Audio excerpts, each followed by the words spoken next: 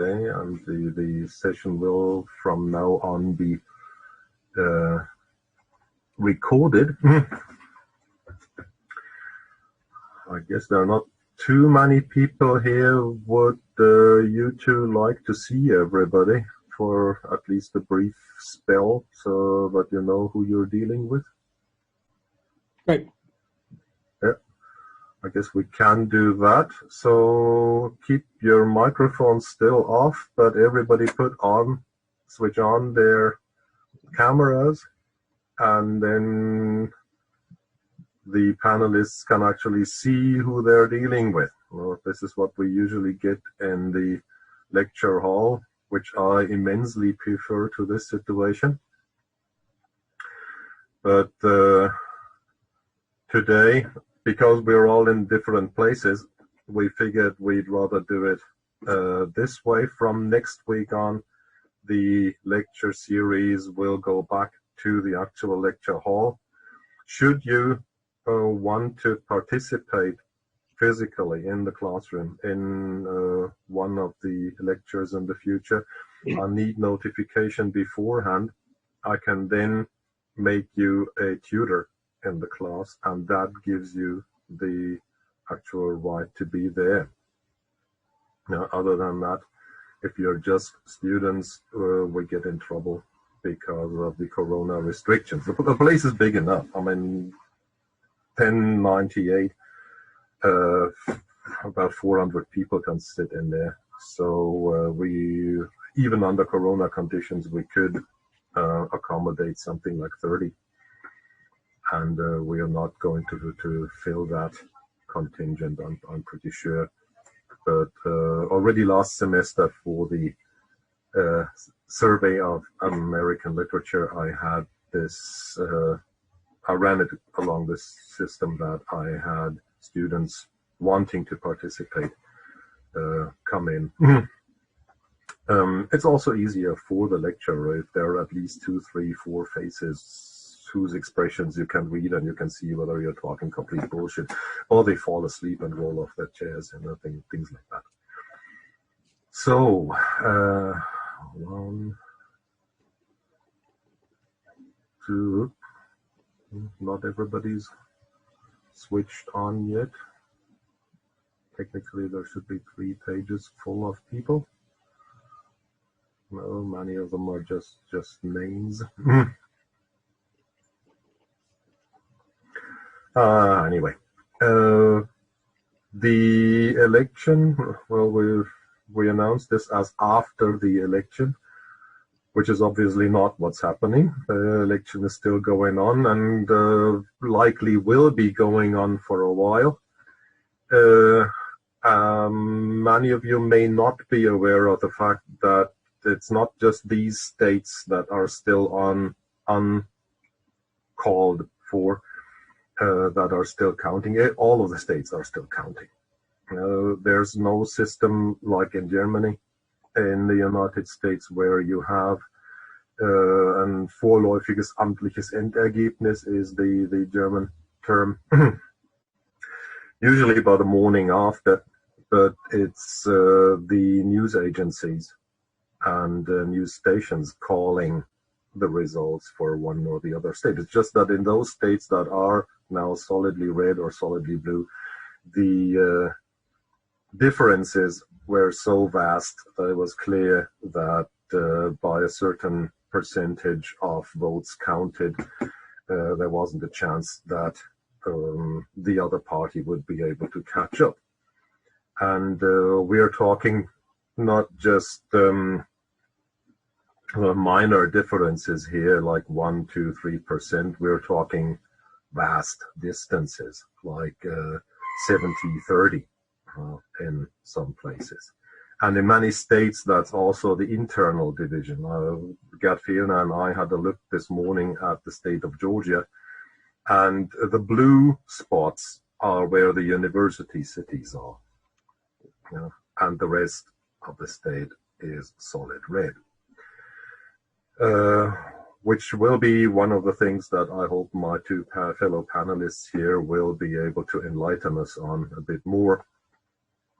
because they both grew up in North America. They're familiar with the system, one more from the south, the other one more from the north. Professor Dr. Mark Ferguson and Esther Earbin, who's just finishing her PhD. I guess you introduced yourself to each other, and that sounded so nice that I'll let you do the introducing again yourself, rather than me stumbling around in your CVs and making a mess of it. So, Esther, will you please start? Mm-hmm. Well, thank you for having me join this panel this evening. My name is Esther Earbin. I am finishing my doctoral degree and doctoral research at the University of Freiburg under the law faculty and in conjunction with the Max Planck Institute for Crime, Security, and Law here in Freiburg. Also, I am a lecturer of crime and American culture at both the University of Freiburg, where I've been teaching for roughly about 3 years, and also at the University of Tübingen, where I've been teaching for almost 6 years. So yes, I'm originally from Indianapolis, Indiana, which is called the Midwest, also sometimes referred to as the Bible Belt. Yes, and I also studied law in North Carolina. So I'm a bit familiar with both politics in Indiana, very much because I also participated in politics, and then studied in North Carolina and participated a bit in politics there as well. And would you believe it, she's actually planning on going back by the end of the month to the US. I mean, chances are they're still counting then, and we'll be lucky if that's all they're doing, because well, the official votes and the electorate members have to be in and submitted to Congress by December 8th. So by then there should be something like a closure to at least that part, if I understand the system correctly. Whatever will happen between now and then, and possibly afterwards in the courts and in the streets and everywhere else, is very much up to speculation. So she's going back, and we're glad we got him out, because that was the plan in the summer. Mark Ferguson is here on a sabbatical. Please, Mark, your introduction. Thanks, Wolfgang. Thanks for including me in this panel. I trust the panel will not be quite the dumpster fire that the election seems to be thus far. And this is my first time meeting Esther, so I'm excited to be here and chat with you, Esther, about this whole thing. Yeah, my name is Mark. I was born in Tennessee. I grew up in Tennessee. I've lived in South Carolina. I've lived all over, but I lived in South Carolina for these past 18 years. I'm a professor of theater and comparative literature, which is notably not a professor of government or an investigative journalist or a policy wonk, but I am concerned and interested citizen participating in the democracy. And yeah, happy to be with all of you here this evening. He's from Spartanburg, South Carolina, which some of you may be familiar with because of the big BMW plant there. Calling the current election a dumpster fire is an interesting metaphor, possibly metonymy. From the point of view of an active volunteer firefighter, I can tell you dumpster fires are the kind that you don't want, because they're ugly, they stink, and it's very difficult to put them out. You know, once the fire is in there, you'll have to basically take the whole thing apart until you get to the last burning ember, the last spark in there to the most sensible thing is if it's a container, you just fill the thing with foam or water if you have to get it out, put it out.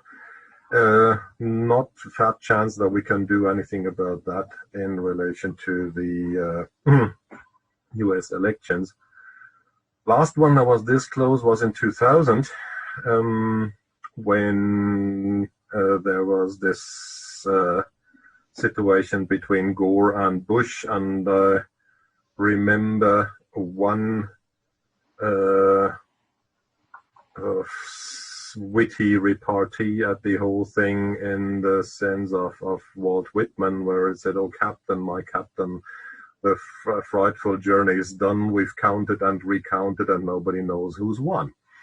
That lasted for a while, but the contest and the situation seemed to be far more amiable back then. You know, what happened between then and now, Esther and Mark, that makes this situation here so much uglier?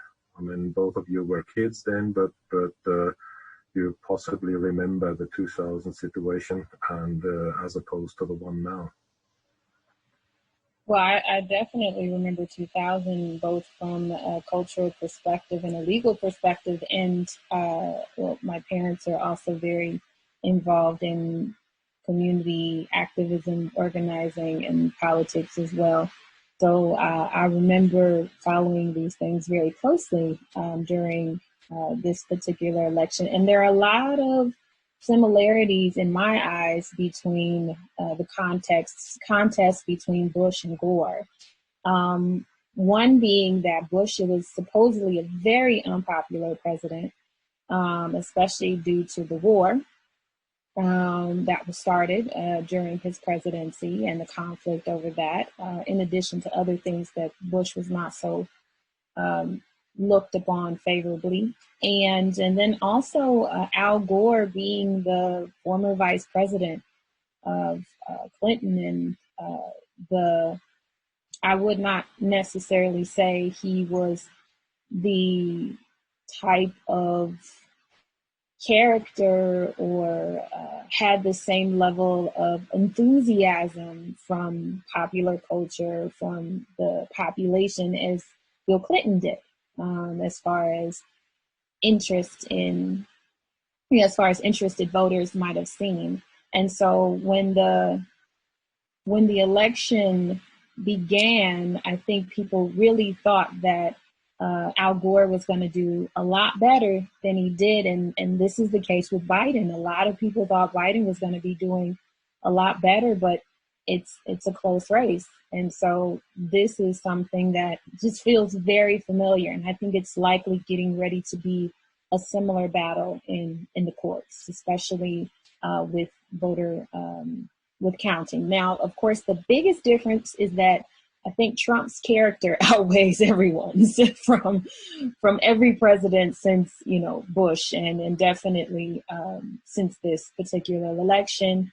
The engagement that the world has in this election, and not just the engagement because Trump is president, but the engagement because of social media and the different types of digital and news media outlets that we have. There has not been this type of attention globally, just in general. So those are just some of my initial observations since that time. Yeah, I agree with a lot of what you said, Esther. I think that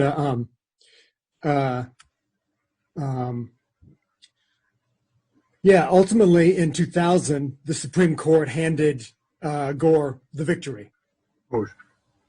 I'm sorry, Bush. Handed Bush the victory. There were irregularities in the voting in Florida. There were all these discussions about the hanging Chad, right? The improperly clipped or marked ballot. But what it came down to was the Supreme Court stopped the count and handed the election to George Bush. Now, that was not the beginning of the huge, deep, painful division in the country. I think that those divisions go back maybe as far back as the Southern strategy in '64. Possibly there were some real anger around the election of a movie star when Ronald Reagan was elected. But I think that there's a Wolfgang, when I came and talked to your class last time, I mentioned a movie, a 2005 Mike Judge film called Idiocracy. And in that film, the conceit of the film is that everybody has gotten dumber. It's like 250, 300 years in the future, and the American public has gotten dumber to the point that the president is a professional wrestler who looks good, shoots his machine gun off in place of a State of the Union address, and everybody's drinking a big gulp and eating a piece of pizza and cheering. And when Trump was elected, people went to the writers of that film and said, "How did you guys know?" They were like, "Well, we didn't know. We thought it was going to be 50 years. We didn't think it was going to be, 10 years." I agree really strongly with what Esther said about social media. One of the things that social media does is it makes it possible for you just to read the things that reinforce your existing viewpoint. And because of the way capitalism works, Facebook is only responsible to their shareholders. And in order to maximize the value for their shareholders, what they did is create an algorithm that maximizes time and clicks. If you want to maximize somebody's time and clicks, you give them a thing that has been proven that they want to read. And so what you get is a whole nation of people, in some ways a whole world of people, who inhabit a smaller and smaller echo chamber of their own construction, right? So that you get to the point where not only are you just reading things that reinforce your existing political viewpoint, and this is an answer to the question about what changed since then. Not only are you just reading things that reinforce your existing viewpoint, you can't believe that anybody could possibly feel differently, right? And what happens is, because you're reading what you're reading and you're assuming that everybody else has access to those things as well. And so if they have access to what you have access to and they believe differently, then they must not only be dumb, they are probably, they probably deserve whatever happens to them, including violence. And so we are isolated more and more and more in our digital tribes. And the yawning chasm that divides us grows wider and deeper. Donald Trump doesn't have hanging chads. He has so far, it doesn't seem like he has no legitimate basis to shout fraud, right?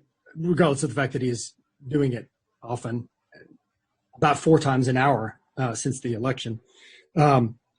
But he had done that already before. I mean, that was one of the funniest things so far about the election night. I mean, he claimed he had won. Then the next thing, about 2.5 minutes later, he claimed that there had been fraud. I mean, winners claim that there's been fraud in the election. That doesn't really make a lot of sense, does it? He doesn't care about that. He doesn't care about consistency, and he doesn't care about contradiction. Those are not the important things. And don't forget that when he does those things, when he commits these huge crimes against, for example, logic, right? It's not that people say, well, I like my tax cuts. They positively revel in it. It's intoxicating to see him, just destroy what people on that side of the aisle, on that side of the political divide, see as, these unreasonable strictures, these unreasonable norms. And so they love it. The more violent and terrible he is, the more popular he gets. It's incredible. So you're saying that, I mean, from my point of view, and I guess I would count as a liberal in the US, it's not that somewhere around 70 million voting people in the US want 4 more years of lying and cheating and this self-aggrandizing, self-serving incompetence and monstrosity.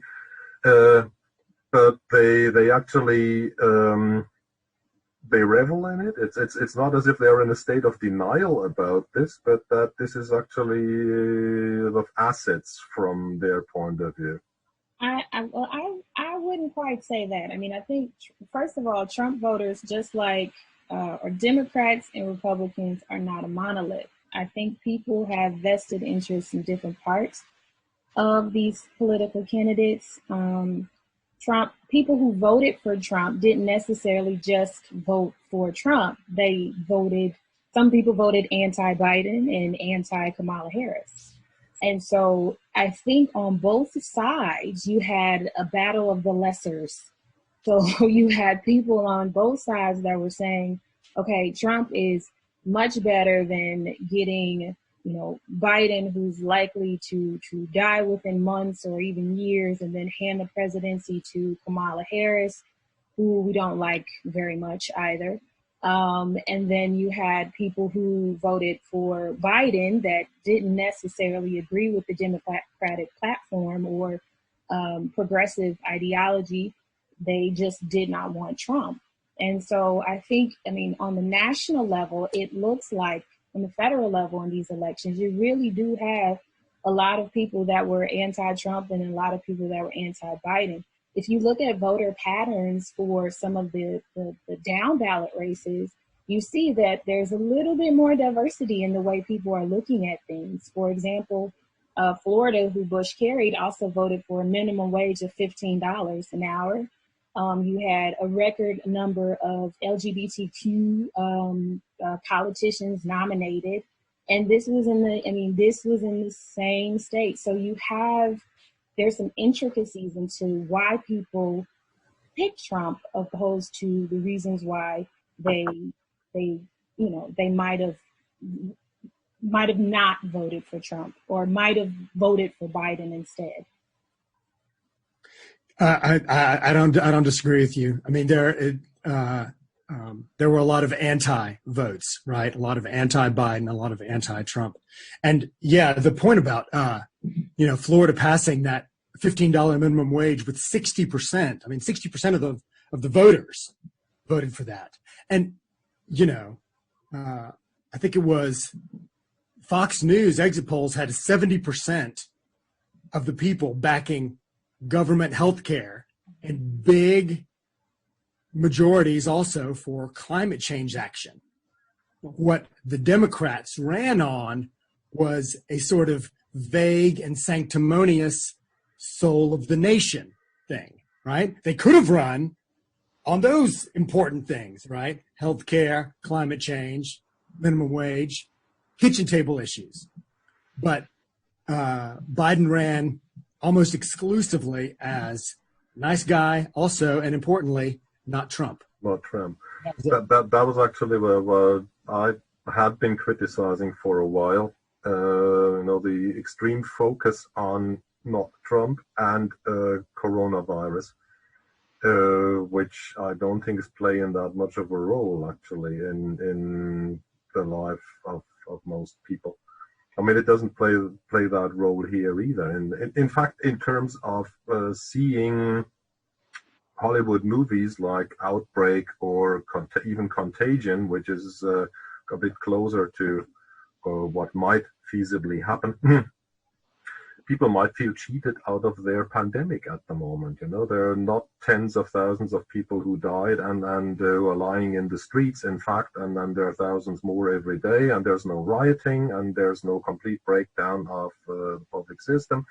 So what kind of pandemic is this? And what they missed out on was the opportunity to really come up with an economic program. This whole Green New Deal, will that be the future if Biden gets elected after all? I mean, Bill Clinton said it's the economy, stupid. And apparently he was right. A lot of people in the exit polls said economical problems and the economic situation was what is touching their lives, is what's motivating them mostly. And apparently they are hoping that Trump will, with his strong arm politics worldwide, will be more effective at that than they trust Joe Biden might be. Yeah, I think Trump was pretty good at selling that in the last couple of weeks. I mean, one thing Trump did get out there and do is he had a lot of rallies, regardless of, whether it was a threat or not. He knew that people wanted to see him. He had this kind of strongman attitude. I had the virus. I'm now here for you, or I'm taking a risk. You're taking a risk. I mean, he put a lot of energy, regardless of, whether it was truth or whether it was for show. I mean, this is also what a lot of politicians do anyway, is that the ones that do well put out a lot of energy. I mean, one of the things that made Obama so effective was that he had a lot of energy and passion for people. And Biden didn't really did not make the same effort. I think the other thing is that it reminds me of when Bush ran and we were in the middle of a conflict and a war, and the talk about how difficult it is to win against an incumbent during wartime, and how difficult it is in general. And I think with this ongoing pandemic, it's not necessarily seen as a war or a battle, but you have a lot of uncertainty happening and a lot of fear about what's next. And I think people are also kind of scared of change during that time, as far as certain political leaders, as far as president, which is why I think you had a lot more people putting their hats in for Trump as president, or keeping him in spite of. It's just really, it's quite an interesting thing happening around that.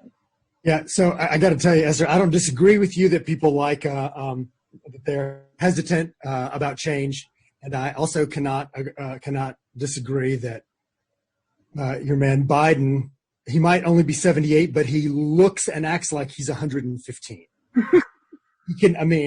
He seems often like he's hanging on by a thread, and it's sad in some ways that this is the best the Democrats thought they could do. But of course, they were scared, right? Pete Buttigieg probably would have been better. Bernie Sanders probably would have been better, more energetic, right? I can't remember her name, flew out of my head, but she probably would have been better too. Klobuchar? What? Klobuchar, but I was thinking of Elizabeth Warren. Mm-hmm. But I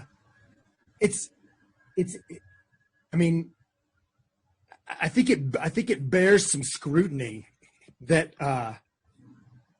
Donald Trump has really given race and racists a place to come home to in the U.S. He has made it okay to talk about being racist.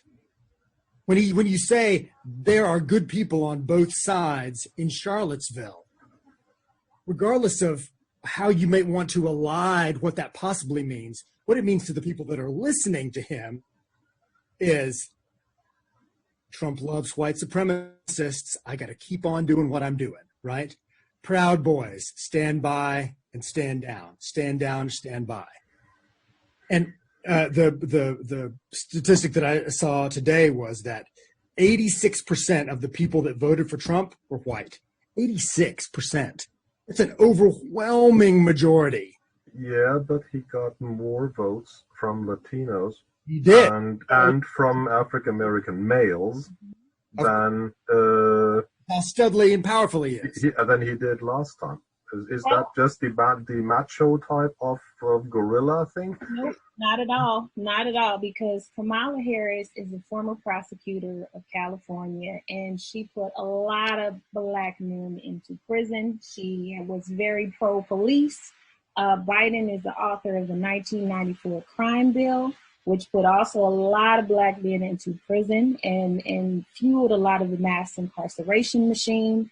And so you had a lot of black men that were anti-Biden as well. Trump also invested a lot of energy into young black male communities, not just Trump, but I would also say that the Republican Party did as well. They targeted black communities, especially young black males. You already had his partnership with celebrity Kanye West and a lot of the criminal reform initiatives that he did with Kim Kardashian. He used rappers to promote him, and not only him and his policies, but, you know, saying that he's going to do more for the African American community, which, you know, you can argue he can't, but he did release a lot of people from prison in these partnerships on criminal justice reform. And I think he really did try to, whether or not he really wanted to do that, he did it, and he used it to gain support in the weeks coming. I mean, like, really notable people in the African American community came out supporting Trump in the last weeks. And then also the Republican Party has tried to at least increase their diversity within their in their party over the last few years. Somebody asked a question about LGBTQ plus people voting for Trump. You've had him saying that he was a friend of this community for a while. I can't remember the Kardashian stepfather who transitioned, who's now a trans woman. Very, very close to Trump. You have a number of Republicans who are LGBTQ plus in this community, and ideology-wise, they may not agree, but you do have a lot of people who believe party over everything. And the same goes for Latino voters. If you're looking at Florida, then Latino voters are different blocks. So within that, you have Cuban Americans who are typically Republican, and they often strongly vote Republican. They have a number of Republican politicians and involvement in that community. Also, you have Puerto Ricans who tend to vote very strongly Republican as well. So you have different voting blocks within these groups that are not just, I mean, the parties are not a monolith, and they vote in different ways. And a lot of times their interests don't necessarily align with that of their identity group, let's say. No doubt, but the fact remains that 86% of the people that voted for him were white. I mean, obviously 14% of the people who voted for him were not Latino, African. Yeah. Well, the other thing to realize is that sometimes Cuban Americans don't consider themselves as minority. Even within Cuban American population, you have a lot of them who consider themselves white. Esther, do you think that he has that he's built a strong multiracial coalition? Is that what you're saying? On a social media level, definitely. I mean, because I'm a Twitter person. So, I mean, I've seen a lot of these things kind of over the last months. There's an officer he already had, was it Sheriff Joe, the black sheriff that was always on the news. You have Herman Cain, who was also really instrumental in the Republican Party. But and who died of COVID-19. He did. But you also have these new Republicans, especially black Republicans, that have been on the scene for a very long time. For example, Candace Owen. I can't remember a lot of them because I don't follow, but I do know Candace Owen is pretty popular. So they've been latching on to diversifying their base, especially the millennial and the universities. They've targeted universities. heavily, and not even just getting supporters there, but they've targeted the student councils over the last 5 years. And that's been an intentional strategy to try to move more young voters towards the Republican Party and in diverse groups. So I think that started earlier, this targeting universities, forming these rightist groups, Republicans for Republican leadership, youth groups, and so on. That starts in the early 80s with the Reagan administration. Well, yeah, they do. But the thing that I wanted to point out is that, again, we don't have a contradiction here, really. We shouldn't underestimate the importance of both an African American and the Latino middle class. You know, we're talking privilege. So Trump was attractive to a lot of white people who either wanted to keep their privilege, and the African American middle class and the Latino middle class and Asian Americans and God knows who else, or at least the aspiration to become part of that middle class. You know, this idea that you can rise to the top.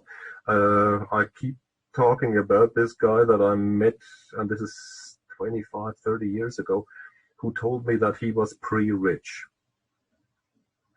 It took me a while to figure that one out. I would have called that, or the German sociologists would talk about people like him as proletaroide Kümmerexistenzen. So something near the bottom of the barrel and struggling very hard, sometimes 2-3 jobs to make ends meet and survive.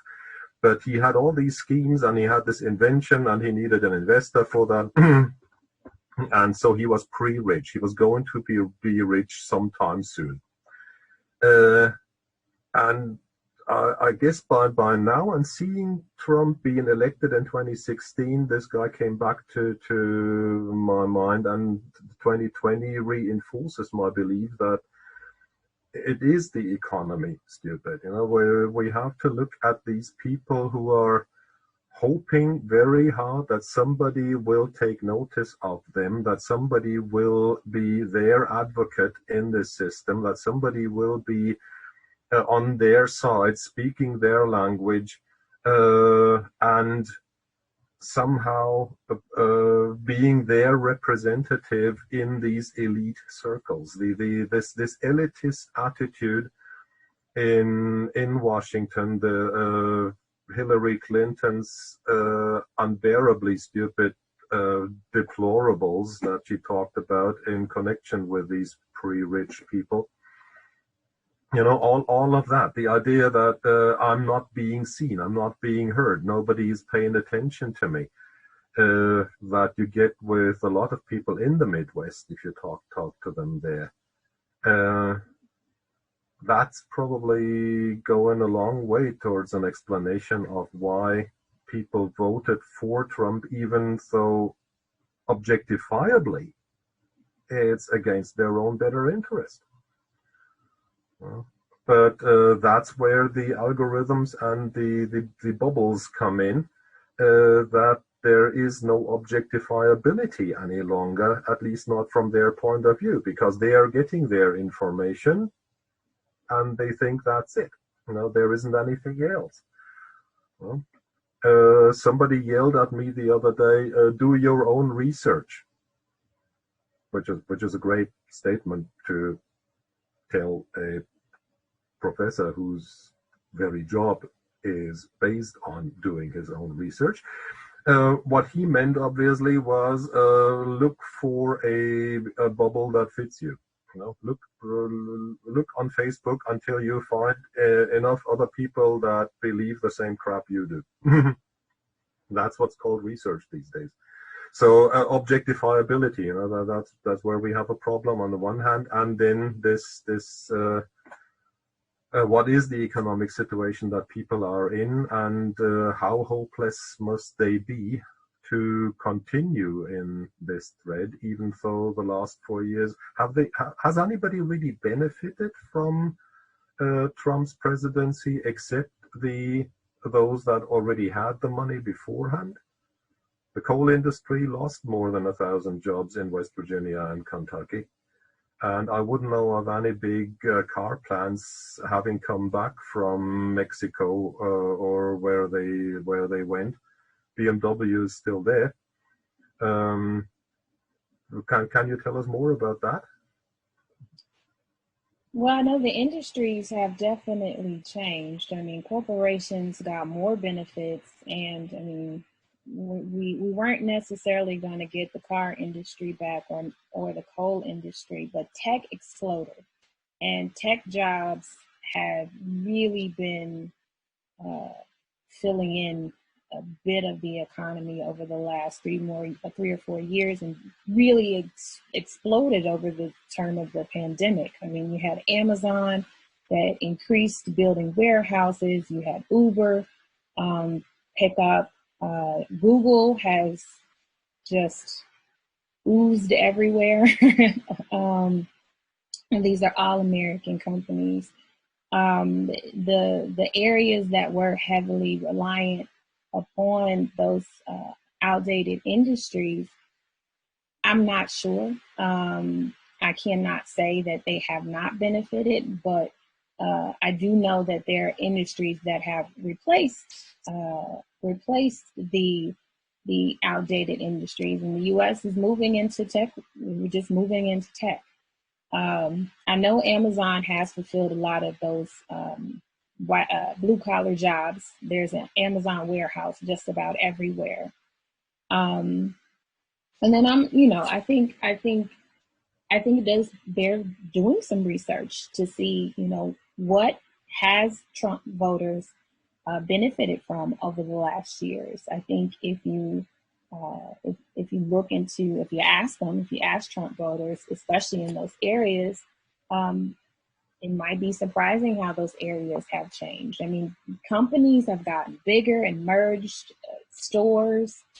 They may not be making as much. I mean, I think this was one of the issues. The way that our landscape has changed in the U.S. has changed in the U.S. is much different than it was 20 or 30 years ago. So for a lot of those factory jobs, you just needed a high school diploma. And especially if you were white in certain areas and you were guaranteed a job for 20, 30 years, you could retire from, get a house, take care of your kids, send them to college, so on and so forth. When those factories close down, you have a lot of people that don't necessarily have the education to get another job, and you don't necessarily have those jobs anymore. So you have a lot of those people that are feeling the pressure from that, and I know things have had to change on that level, but it does bear looking into. If you were invested in the stock market, you did well. If you have a 401k, you might not like President Trump, but you like the look of your 401k. And so there are certainly people who might not like the behavior, the lies, the misogyny, the racism, but they like the look of their bank account. And I would say that a good number of people, to your point, Wolfgang, if it's about the economy, then it's also about the personal economy. What's interesting is that people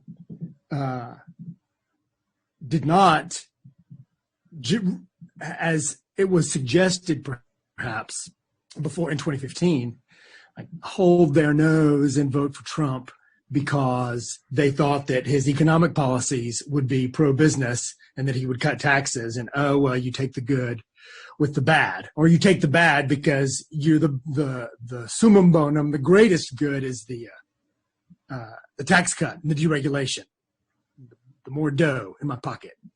But in fact, people love him. I think it's really important as I'm looking at these states and these counts. I mean, Trump and Biden represent starkly different Americas. I think it's hard to argue anything else, and it's almost, well, I can't do the math off the top of my head, but 70 million of the 70 million voters almost feel like they want what he is giving them. And sometimes I wonder if it's globalism that they're afraid of, right? Globalism and everything that means. In this sense, globalism is, not just outsourcing jobs to cheaper labor markets, China, whatever. But it's, the opening of borders, the greater general acceptance of humans, however they want to act or be or live, right? If you get your sense of self, as many people do, from the walls or the semi-permeable membranes that you erect around yourself, and the message of globalism is tear down those walls and remove those membranes, everything should be able to flow freely. It's easy to feel like your identity is at stake, I think. And so I think that a lot of those people who maybe were voting possibly against their economic best interest when they cast a vote for somebody who is going to continue to give plums to corporations and the rich, they do it because they feel like he builds those walls around what it means to be an American. Build that wall. Mm-hmm. Mm-hmm. Yeah, not that one is a metaphor for all of the walls. Yeah, of course. The world is scary. Put up a wall. We're going to take care of it's America first. Make America great again. We want to pay attention to what's going on here. Congratulations, globalists. We're not interested in that. We're interested in paying attention to America. And if you are operating from a position of fear, you seek security. I mean, I think that's a good point to see why a lot of the world is interested as well across the seas, because you have rising populism all over. And these attitudes of, anti-immigration, pro-country, focus on solving our problems, give us the jobs instead of giving all of the foreigners the jobs. And I think this is also something that Trump, a strong message that is delivered by Trump, also really something that's been echoed by Republicans for some time. But I mean, we also see that the reality is it's not just that they want to restrict globalism. I mean, I think they want to restrict it for a tiny few, for certain privileged people to travel back and forth abroad, to go to countries and different things, and not welcome people in, only the people that they deem useful for the country, which is something that's echoed in a lot of places, even here in Germany. Yeah, I mean, we've got 12 to 15%, depending on how you count, people like that, voting mostly for the AfD these days. The same kind of scare, the same kind of feeling that you're being left behind, that something's moving faster than you can think, which is possibly also the case, but it's not 50%, almost. In the country. And also, at least here and at the moment, we don't see clear and present dangers to the democratic system. I mean, the American democratic system is at stake here, and unfortunately, it may have been sufficient for late 18th century conditions for the 21st century. Apparently, this whole system doesn't work any longer. With the Senate representation of the states and with the electorate system. I mean, do we need a massive reform of American democratic institutions if we want to save the whole system, or can we go on as they're doing? That's a great question for Esther to answer. Yeah, you're the law student. You should know these things. Yeah, no, I mean, I think a lot of American processes have to be reformed because America, the United States of America, wasn't necessarily the United States of America when a lot of these laws were developed. The country, the rights did not look the same. The demographics did not look the same. And now you have a country fighting it out, and I think that's a good fight. I mean, you have people on both sides. You have voters that don't want it to change, but you have a lot of people on the other side that do want it to change and are fighting. For example, in this election, you also have the Justice Democrats expanding their squad per se. The AOC, Alexandria Ocasio-Cortez, Rashida Tlaib, Ilhan Omar, Ayanna Pressley. Now you have Cori Bush from Missouri. Have Jamal Bowman from New York. So you have people that are fighting, and then you also had Stacey Abrams in Georgia, who, when she ran in 2018, she's also a lawyer, saw that there was some problems in the system which needed to change. So she started Fair Fight organization. So you have a lot of people who have traditionally been a part of a very broken system, and the American system has been broken for a very long time. But you have those people that are fighting, energized, and trying to change it. And I think what Trump has done has exposed the fact that the system has been broken for a very long time. And it really wasn't built in a stable way. So if we want to move forward, we gotta fight these things out. We gotta be able to have people that are willing to put in the work, the lawyers that are willing to challenge these moves. And they have been. Every time Trump has done something, we've had someone that has fought against him in court. So I think this is it. I mean, change is hard. It's dirty. It's brutal, but it has to happen, and somebody has to do it. You get too comfortable, then you get complacent, and sometimes you miss things that need to change. Yeah, but how do you convince those people that would prefer to have America revert to something like a 1950s situation with that feeling of security, damn the Cold War, and mother's apple pie and driving pickup trucks with the gun rack in the back?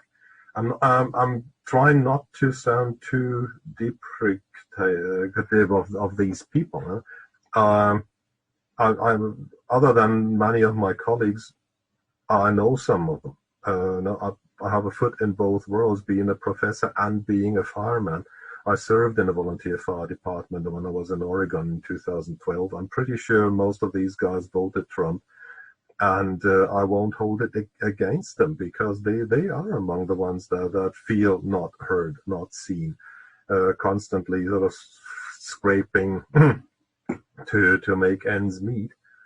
And they're incredibly friendly, they're hospitable, they're lovely people, really, when you meet them on their level. And so they said, well, we thought all professors were these kind of eggheads, and I said, no, well, with my big head, it's more like a pumpkin, isn't it? So we shared laughs, we shared situations, and I'd love to have these people sort of be integrated in this change and not feel alienated by it. I don't necessarily see the Democrat Party as the solution to our problems, which is my next question. I mean, where are we going from here? Yeah, they're the Justice Democrats, but for a large part, the rest of the Democrat Party is basically the same neoliberal globalism that's been going on for a while. And Biden personally and as part of a group is responsible for this gradual shift to a neoliberal right in the Democrat Party over the past 30 years, which is probably why they ran him, thinking that he would gather up all of the neoliberal Republicans. But that group, I'm not sure. Maybe we should worry more about them than about the country male component. These guys seem to be going for the autocratic aspect here, destroying democratic institutions, overriding democratic institutions in favor of a sort of Mussolini-like type of almost fascist system that I see developing here. I mean, if Trump wins this one with the help of the Supreme Court, then that's the end of the Supreme Court as something to be taken seriously. They will. I don't think they'll recover from that one. They're still reeling from the impact of the year 2000, and there hasn't been a worse mistake being made by a Supreme Court than the one in 2000, except maybe the Dred Scott decision of 1857. So, this erosion of American democracy, that's the big danger that I'm seeing here, and both of the parties are chiseling away at it. So where are we going from here? Who's going to win, and where are we going? Well, I think another part of that is just the impact and the growth of capitalism over time. I mean, you have billions of dollars being invested in this election from corporations, and I will argue it's not just Bush and Gore. I think the Citizens United decision was just as treacherous for American democracy, because that is what unleashed money into politics, where corporations can now have political speech, and you have the growth of corporations. So as I mentioned, tech corporations like Facebook and Google are now over time have swallowed up startups, entrepreneurship. Venture capitalism is now where people are looking to bring money into the economy and society. The surveillance technologies that have taken over for policing and so forth, so on and so forth. I mean, this is international. And a lot of these particular factors contribute to politics, and not just here. I mean, all over. Like I said, my research is in lobbying, and when you look at who is contributing and meeting with politicians, it's not you or I, it's the heads of corporations, not just in DC, but in Brussels and in the Bundestag. So, I mean, we also have an issue there where corporations have just as much of a say on our daily lives than we as individuals. And that's a bigger problem to solve. And Trump, in a lot of ways, represents the money and power of businesses. He's a business guy, and people like him because he's business. But why do we put so much of our trust in corporations? I mean, a lot of the communities where Trump might do very well, and in also rural communities, you have a lot of the mom and pop stores that have been sucked up by Walmart. So the small business, the entrepreneur, is no longer the focus. It's the corporation and trickle-down economics. And you can see that reflected everywhere. When you look in the cities, when you look at the towns, it's no longer the people that have a say or a part to benefit from the economy. They have to depend on the corporations. And I think that's going to threaten democracy everywhere for a bit of time. Yeah. You ask, what's going to happen? What are we going to do?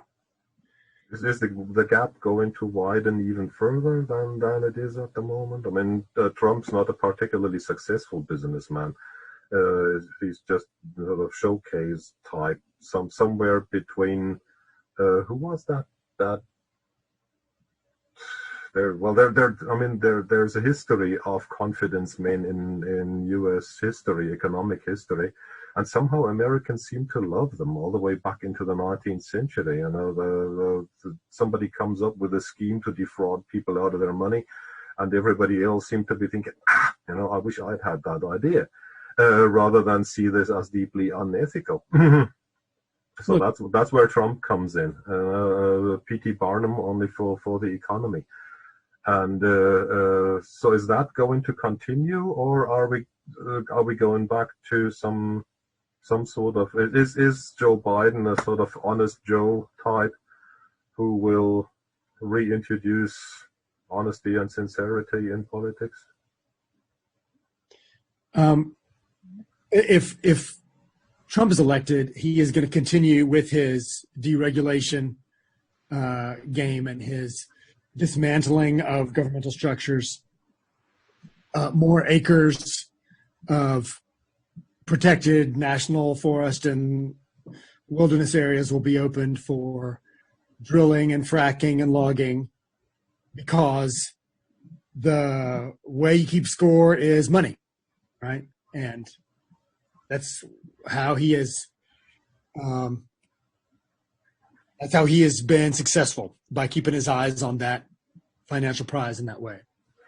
I think that one of the problems is, I mean, I think about Germany, right? There are plenty of things that are not functional in Germany, but they don't not function on the scale that they don't function in the U.S. The distances are greater, but really think about income inequality in the U.S., right? Income inequality. And then think about the lack of access to health care. It's hard for people to care about, I would say, it's hard for people to care about the body politic. It's even hard for them to care about climate change or LGBTQ plus rights when they're food insecure, right? Or they can't afford to send their kids to college or go to the doctor if they're sick. So I think that there are very basic infrastructure, kitchen table like conversations about what responsibilities a government has to its populace. And I think if we can have that sort of, if you forgive me, Auseinandersetzung, right? People spend some time trying to figure out, well, what is it the government is doing right in the U.S. and where has it fallen short? And be honest about those things and then set some national priorities. It's not inconceivable that this breach is healed. But I will tell you that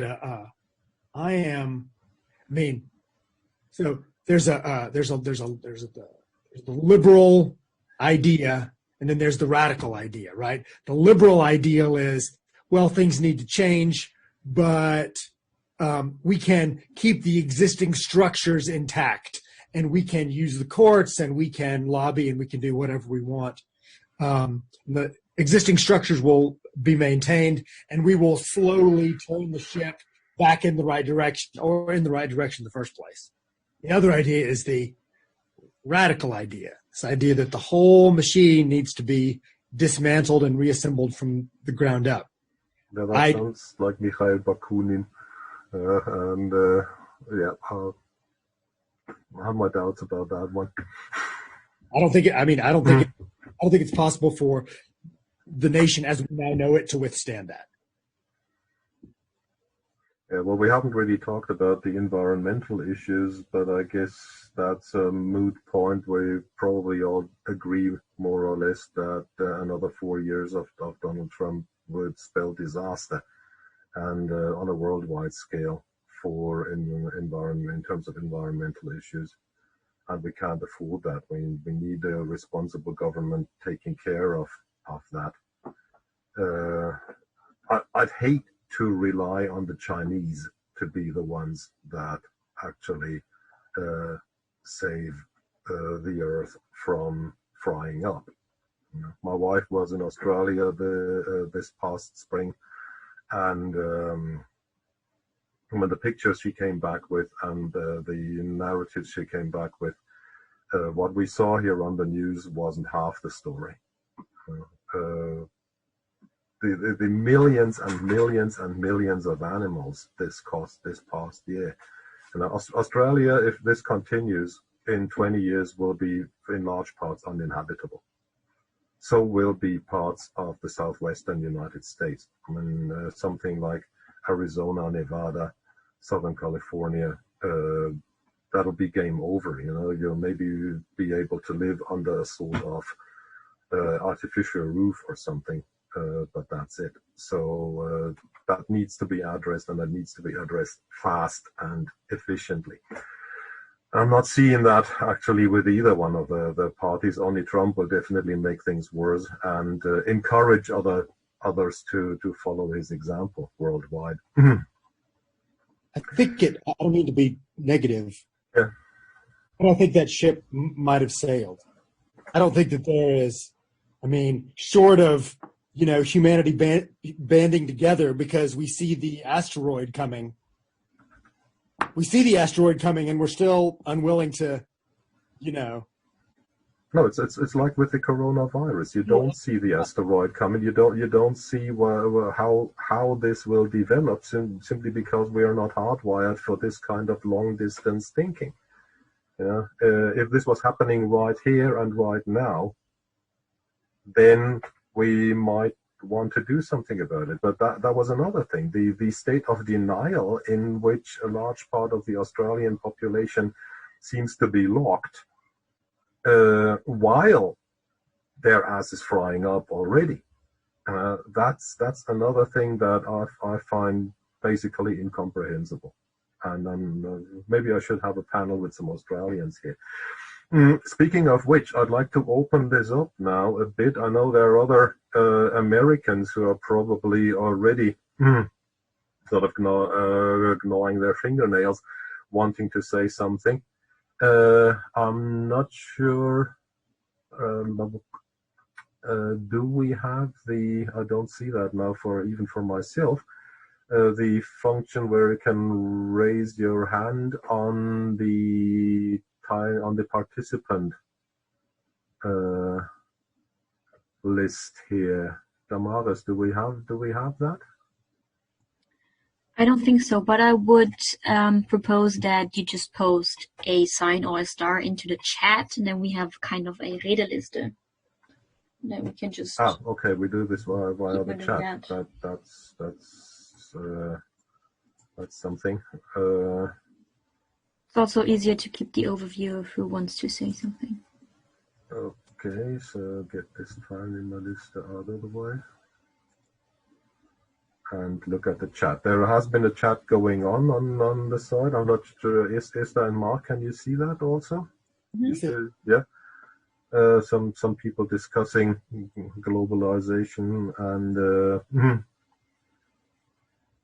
there is Handheben, just not for Zoom hosts. I'm not a host here. The host is Damaris. But yeah, you can raise your hand, but however Damaris wants to do it is good. So far, I can't see anybody in the chat saying I, me. Well, someone said they do have the option to raise the hand, so I guess we can start. I think we can at least try if someone can raise hand. BM said I would like to say something. Yep, go ahead. Okay, great. Thanks. Hi to everyone on the panel, to everyone here. Thanks for opening it up too. My name is Ben. I'm from Boston, living here in Freiburg. And hello. I'd like to go back a little bit to a couple points that have been made regarding the spirits of people voting for Biden or for Trump. How much enthusiasm is there? How much is it an anti-Biden vote for Trump, or is it a really pro-Trump vote? And I agree with the sentiment that it's certainly not a monolith. But I do think it's important to note truly how enthusiastic many people are for Trump. And I think one reason for this, this was also a question raised by Professor Hochbruck. Has there really been anything that's changed for these communities that have felt left behind in some sense? Whether that be an inner city community with low class members aspiring for a middle class, or whether that be rural communities with similar economic struggles. And I think over the past decades, both parties really have failed to consistently offer an olive branch to any of these kind of left behind communities So there isn't too much of a strong party identification for these communities. And I think Trump also has failed there to substantially to provide actual help to these communities. But I do think he's a valuable icon, an iconic figure for these communities. Because while he doesn't provide maybe any substantial aid to them, to these communities that feel left behind, he resonates with their sense of, okay, we're a left behind community, so what we need is to pull up our bootstraps. We're left on our own. We need to rely on our self-interest. And Trump, whether or not it's true or not, in the role that he fills, in the image that he portrays, he's an icon for self-interest reigns. Look what I can do. I can do anything I want, and look at the power I've been able to harness with that. Look at the success I've had. So to any of these communities that feel, okay, we're not getting aid, they see, yes, but he shows us the way to act. I think there's resonation there, so that he kind of amplifies their love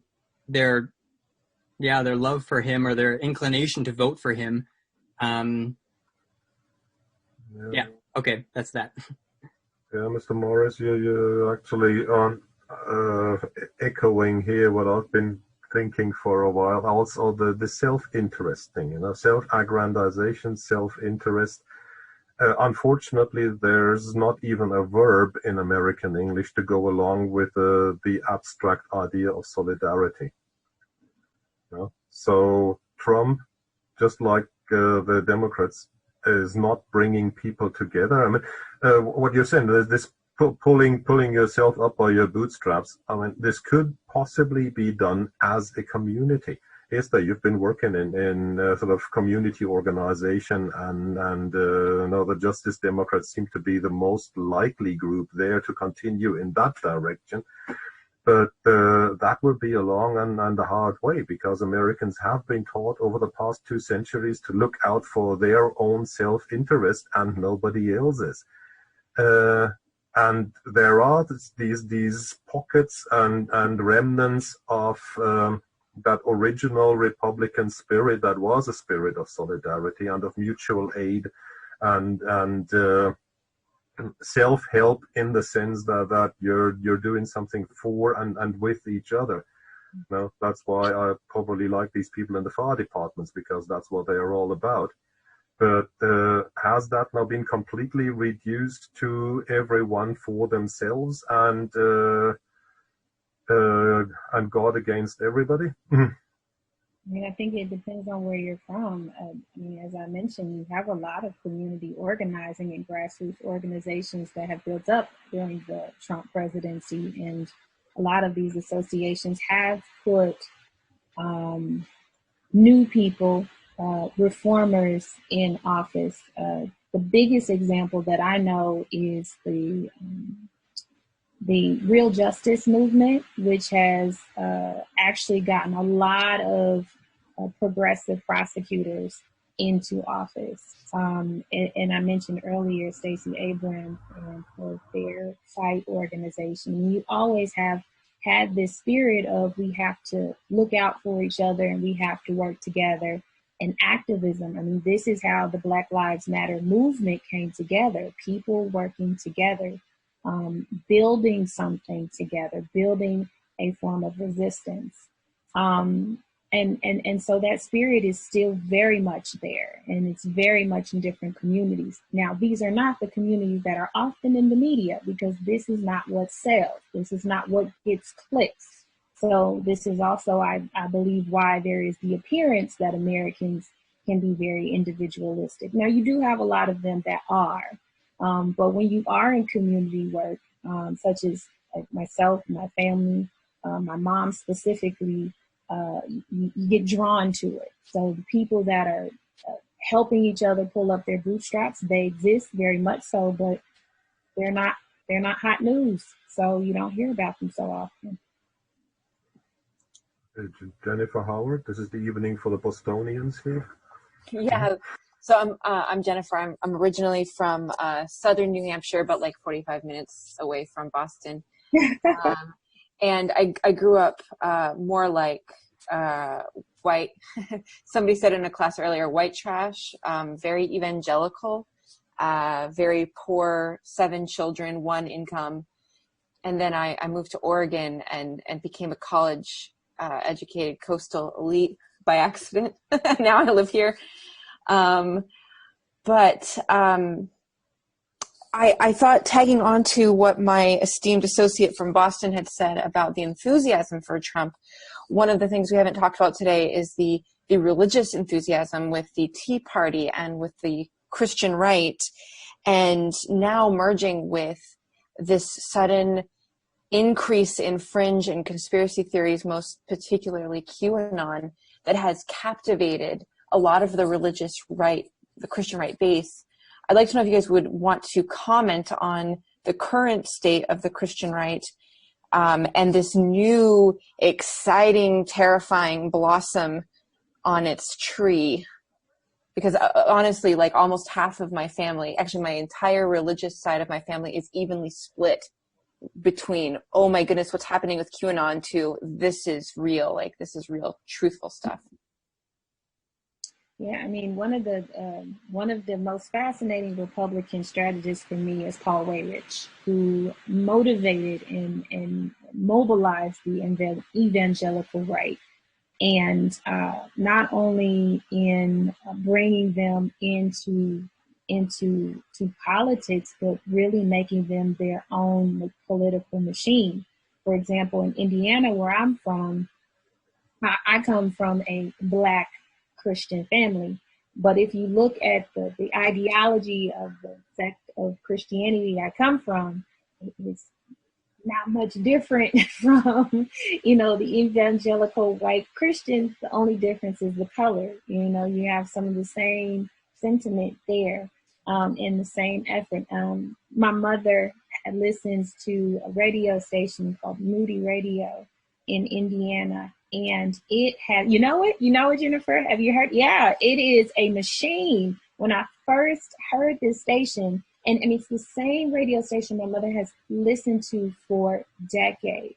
So when I came back, since Trump has been elected, I've heard everything from socialism is a tool of the devil, to we are praying for Trump, to, call your senators because, they're trying to legalize abortion and murder for children. And this is on a Christian radio station. And then one of my mother's favorite ministers, Tony Evans, he gave a whole sermon about how socialism was evil. I mean, in addition to giving, sermons about, how racism was bad, but it's like racism is bad, and then also socialism is bad. I'm like, he does not necessarily have the research and the social sciences background, I think, to give, a talk of this nature in a constructive way. And I really asked my mother why she was listening to it. She's like, but I've always listened to it. So, I mean, they really, like I said, strategy-wise, regardless if you agree with them or not, they have really targeted and I think this is the other thing where I say about Trump being a businessman, maybe not a good businessman, but he knows media. He knows as soon as he gets on Twitter, everybody listens. A social media platform has never been so instrumental. And when he first got into office, if you look at the shares of all the media companies, from CNN to BBC to Fox News, it has skyrocketed. They have made billions off of Trump being president. And so the strategy is like to motivate people like the right, where they can actually learn these groups, to learn what makes them react, and then they focus on that. And they've done really well with that. I think that's going to continue if someone doesn't say, hey, guys, this doesn't feel right. Someone important, of course. Wouldn't mind if politics got a lot more boring again. So we've got another Bostonian, Carissa Hollenbeck. You're next on my speaker list. Hey, I'm from Boston also. Kind of funny that 3 of us ended up here. But I had two questions actually. So Esther, you mentioned anti-Biden voters, and I can't really wrap my head, maybe this is personal, but I can't wrap my head around how someone can be anti-Biden and then pro-Trump, because Biden seems to represent very little, and he's also an old white man. And then Mark, you mentioned globalism, and I'm wondering where, like, is that just another... No ageism here, please. Oh, but I'm wondering where racism fits into globalism. Is that just another way to say racism? Is it more nuanced? If you can maybe elaborate that would be great. Yeah. So I don't know. That's the first and most honest answer. I don't know what the relationship is between globalism and racism. I think that you know, when I think about people having or fearing that their identities are becoming more that identity is becoming more fluid, right? And those membranes become more permeable.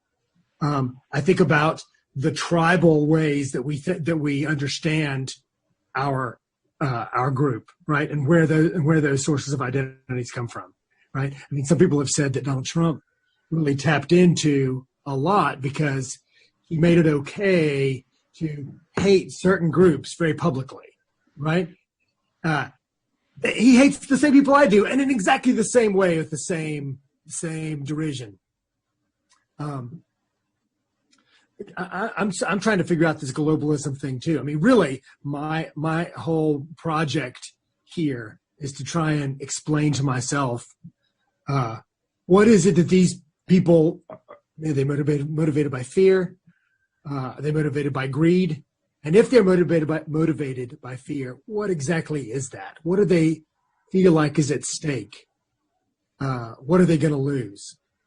So globalism gave me some way to talk about that. I think, racism, when people talk about the 50s and how great it was in the 50s, right? Who was it really great for? Middle class and upper white men, and maybe that was it, right? But what we had was a common enemy, right? Nothing galvanizes people like a common enemy, and we had another thing that I associate with that time, that era, is rigidly defined demographic roles, gender-wise, based on race. And part of globalism seems to me to be the erasing of those boundaries, right? Suddenly women are their own voting bloc, when in the past they have actually just voted like their husbands, apparently. That was one of the narratives, right? So I guess, as I've sort of talked and spun this out, the answer is globalism is a thing that sort of makes all of those rigid demographic identity style boundaries diminish. And when those things go away, racism, which is a primary way that people tend to define themselves, or some people do, as in not this but that, this binary, whatever, that comes into play. That's my attempt at an answer. So yeah, thank you for your question. I mean, I think, globalism is very nuanced. You do have parts of globalism that does focus more on the moving around people who are from what we would call other parts of the world, or others coming into a space, bringing language, bringing culture, bringing religion that we're not comfortable with. And that we don't, that we're suspicious of as well. And I think this is a common narrative that we have in a lot of places that are considered Western society. In the U.S. is no different. I think in the U.S. you also have a group of people who are afraid of the loss of jobs going to China. I mean, we used to have this joke that like half the U.S. is made in China because all the products were made in China. You had a lot of big corporations that have factories in China. Nike had a huge a lot of outsourced a lot of their jobs to China. A lot of the car industry outsourced a lot of work to China. So I think it was that they thought that China was taking a lot of the jobs. Mexico, because corporations were looking for cheaper labor. I mean, this is what they do. I mean, this is what happened in the clothing industry. I mean, we talk about kind of environmentalism and different things like that. Let's look at where our clothes are coming from. They often come from poor countries, and those jobs and those corporations are saving money on that. Because if they had to open up factories here in Europe or in the US, they would have to provide a larger wage. And so people look at that as taking jobs away from the people in the country as well. The second part, I think that's my attempt at that. I mean, you do also, like I said, I think racism can often be found in some of these things, especially when it comes down to where people are migrating from and to. And also this concept of Western and the global South.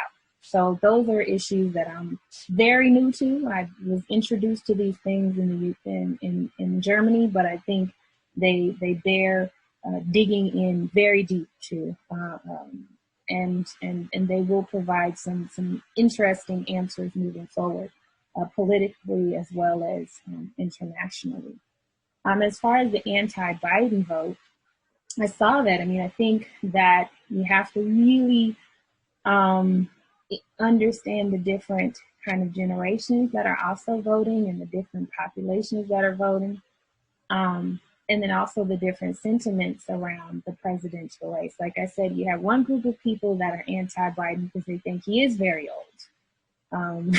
As Mark said, he moves like he's 115. It looks like he's going to keel over. And that spoke to a lot of people to say that, hey, that means that Kamala Harris is more likely to be the president in a short period of time. And they were not so happy with Kamala. And then you also have a lot of people that are anti-establishment. I think this is another term that we often kind of overlook when it comes to Democrats, who's picked for the national candidate. When it comes to politicians, we got a lot of politicians that have made politics and being a politician a career. I think Mitch McConnell is going on 42 years in the Senate. I mean, you have people who have been politicians for generations. I mean, since, Bernie Sanders himself, he's also been a senator for a very long time. And so you have a lot of people that were just kind of sick of the same people making the same decisions on both sides. And so Trump disrupted that. Biden is one of those people. I mean, he's been around. He introduced the 1994 crime bill under Clinton. And he's been around for a very long time as a politician. And I think people just also crave this newness when it comes to president. I think this is a lot of the appeal of Barack Obama and a lot of the unappeal of Hillary Clinton.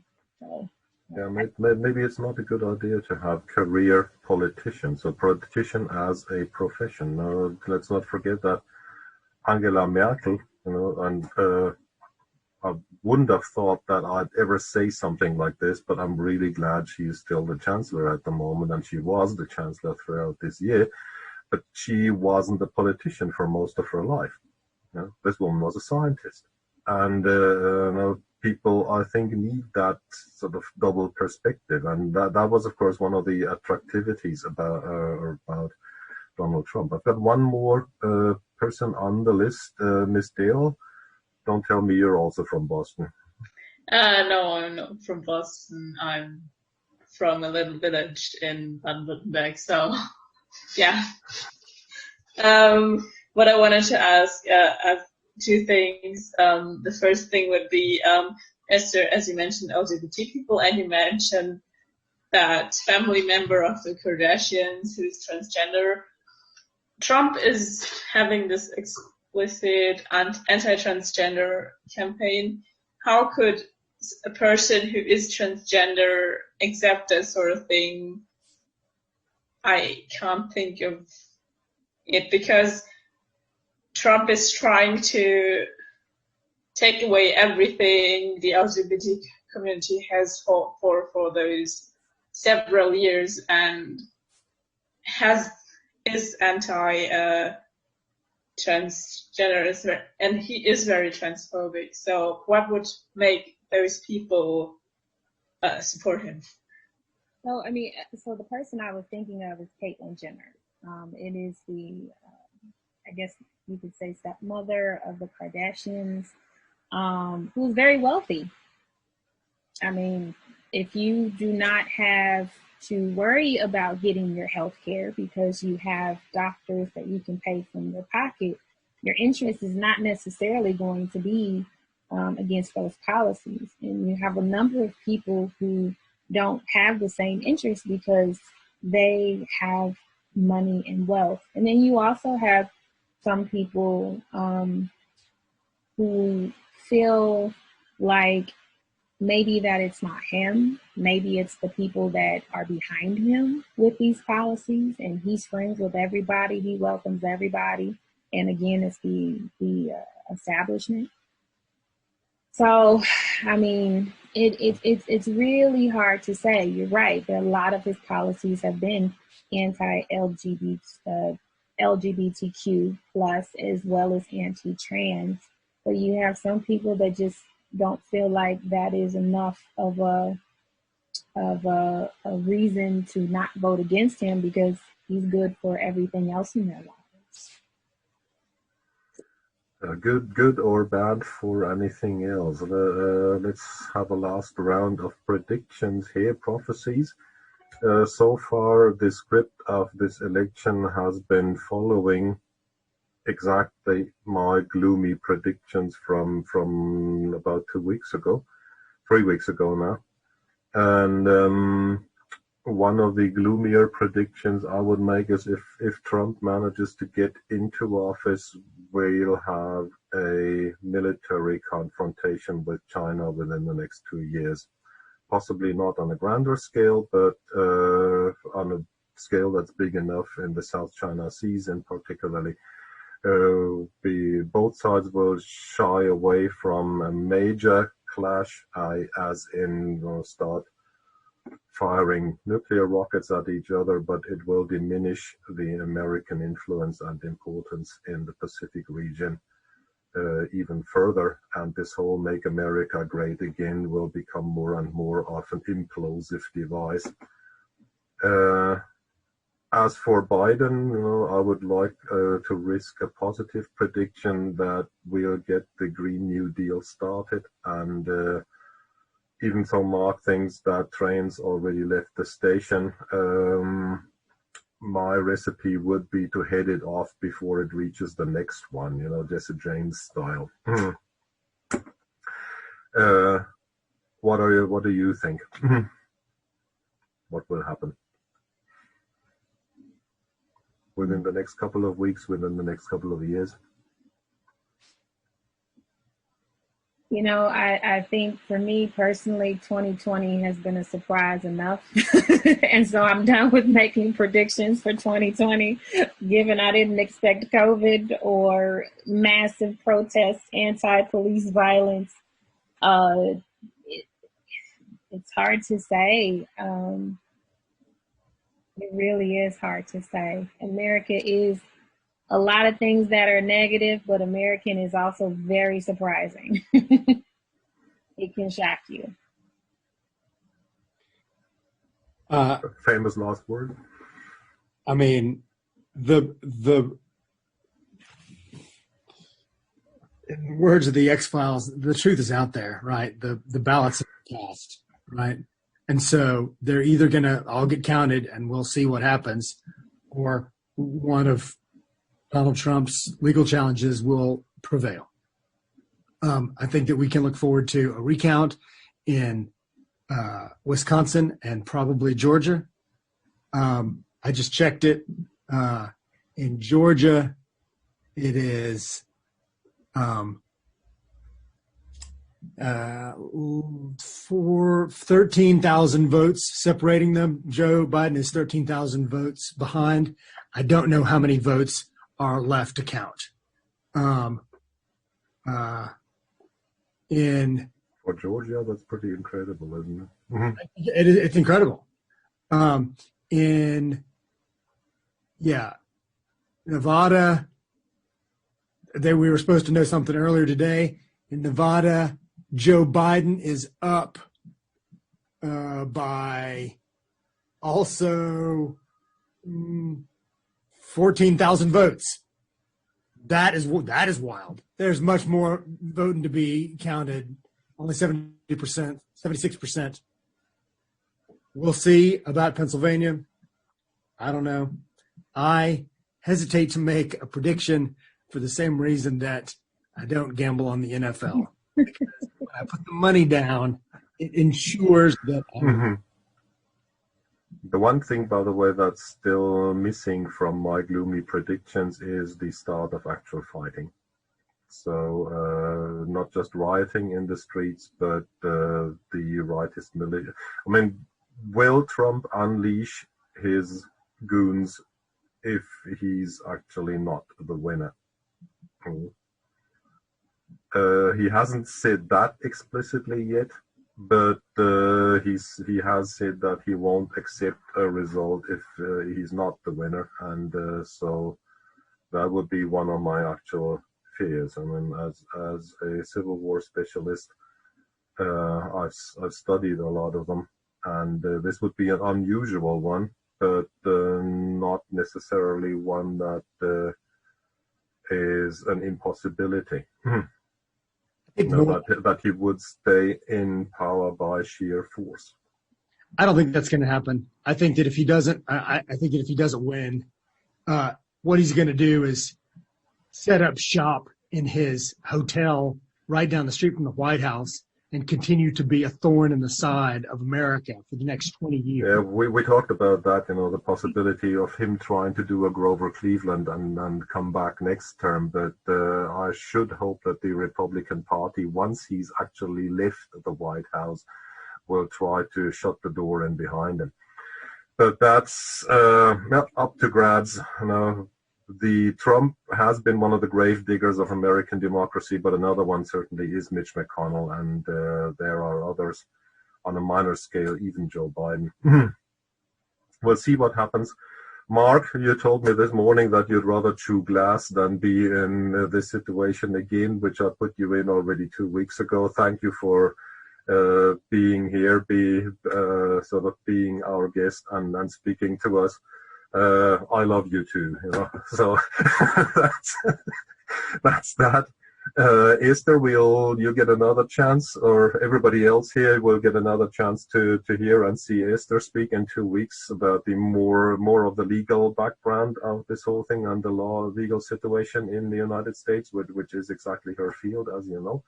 So join us again. Next week we'll have a real poli-sci person, Christoph Haas, from the political science department upstairs here.